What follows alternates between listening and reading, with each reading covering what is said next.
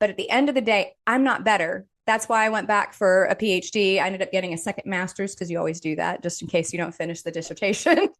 And I studied hormone metabolism. So, how our body processes hormones. And I think there's a lot there that is not elucidated yet. And I not only was able to lose that weight, get it off, feel great. I'm now 56 and I feel so much better. But we've been doing hormone replacement for 21 years in my clinic. And now we have a telemedicine company. And the reality is, we could line up 100 different women and we all look different, right? And we all have different experiences of our cycles and everything else. And it's because what works for one woman doesn't work for another. And women's health is underfunded and the research is underfunded, but particularly when you get over 40 and you're no longer trying to procreate. Mm-hmm. And so this is the hill I'm dying on. We're not only going to be treating women properly with precision and predictive activity and preventative, but we're actually going to contribute to the research and collapse the research gap that's necessary. So you've been studying hormones for decades now and hormone metabolism. I'm wondering if what you learned 20 years ago has changed. Oh, yeah. We've got so much more data coming out, everything from genetics, right? So our genetics define, it's not 100% of what's going on, but it's a good 20% of how you're wired, right? So even 20 years ago, genetics weren't commonly available. We had started the Human Genome Project, but we weren't able to do that at scale. And there's still a lot of unknown there. So you've got, where do your genetics sort of put you in place? Like, are you good at detoxifying or metabolizing hormones or not? Your epigenetics, how'd you grow up? What are you exposed to? Do you live by a golf course? How many personal care products do you have that are xenoestrogens? All of those layer on top of genetically how you're wired. There's just so much opportunity and the data is coming fast and furious, but it's also completely underfunded. So particularly when you look at how we metabolize hormones, we have lots of signals in the research that indicate this is areas for concern for hormone sensitive cancers, particularly in postmenopausal women. But is NIH funding that? No. Is pharma funding that? No, because they don't have a drug to do anything about it. And there is so much emerging data. And I think it's very hard for the average clinician to go through it and understand it. And it's impossible almost for the average human.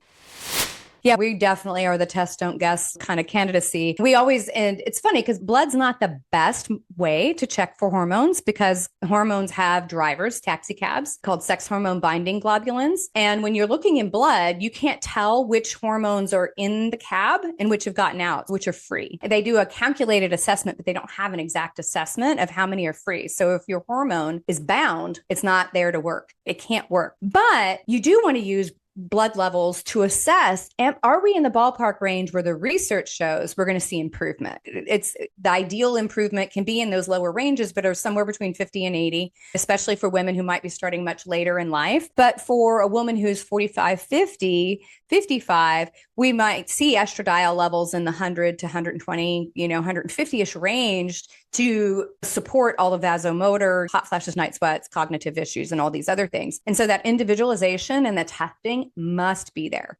Mm-hmm. And then we always look at the hormone metabolism because we're like, are you packaging this to get rid of it? Especially if you might be on polypharmacy, because a lot of those other meds go through those same pathways.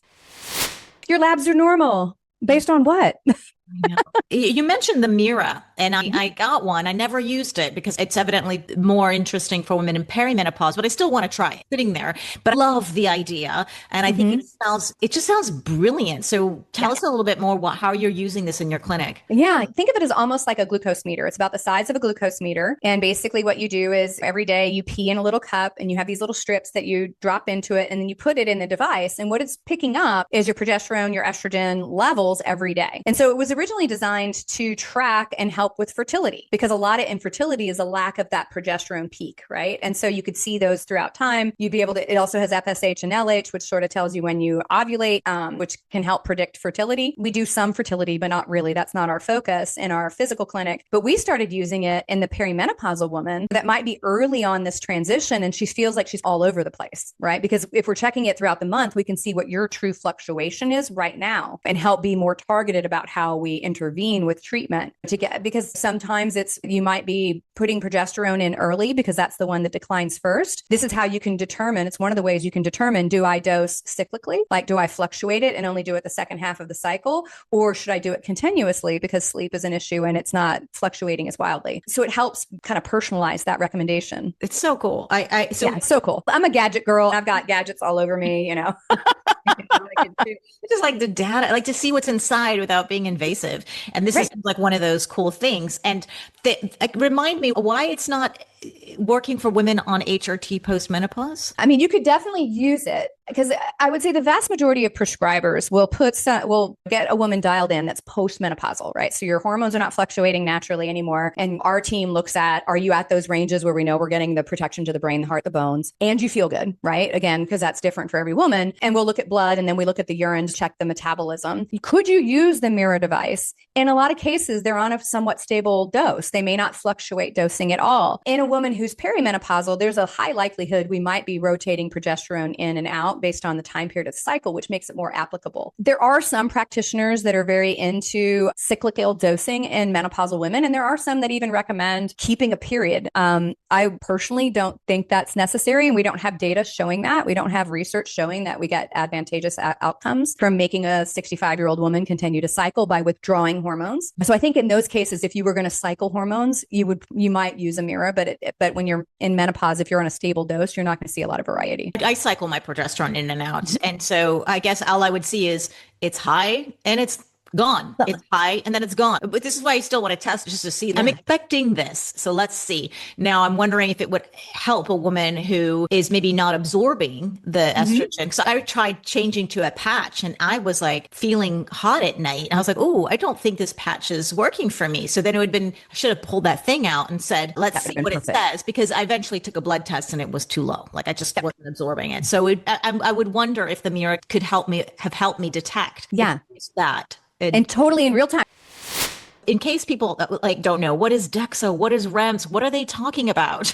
Yeah, so a DEXA device is basically the very large kind of bed that you've seen, and its primary job is to pick up bone density, looking specifically at corticobone. It's very good at that. It's a low dose X-ray, and they usually do your lumbar and a femur, most of the time the left femur. Sometimes they'll do the radial area, which is the inner wrist. And what it's looking at is the density of that bone.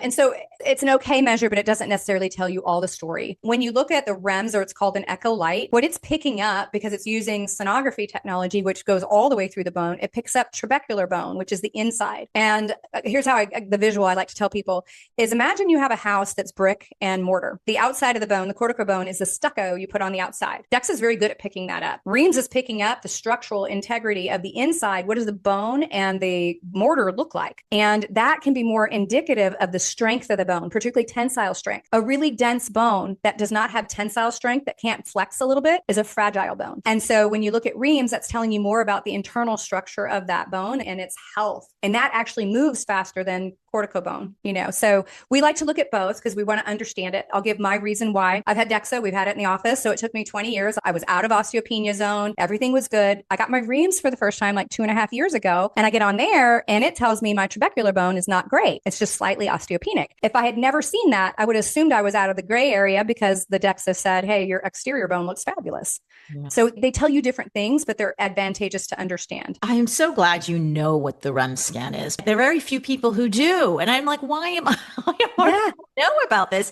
It's brilliant because I don't care about a number. I want to just know if I'm at a very high risk for fracture or not. Am I going to break a bone? So this is where I think the REMS is outstanding in that it can tell you the strength and that probability. Now, people still will argue because it's new technology and all that, but I still think it's great because I don't remember the number, but it was Dr. Doug Lucas who said something like 70% of DEXA scans that are showing you have you don't have osteoporosis, that you're clean, and people will have fractures or something like that. You can still fracture. It's just crazy. It's kind of like, what?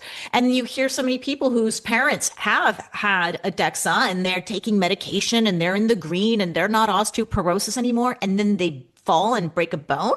Like, well, what's going on? Whereas this is where, or vice versa, right? Like in your case, it's that everything was fine, and then you look at the strength. And I think it's just one of those things that everyone should be doing at any age, maybe from your 20s, more or less, know where you're at, and you can make some corrections if you need to, and avoid the fall and the fracture and all that. Yeah.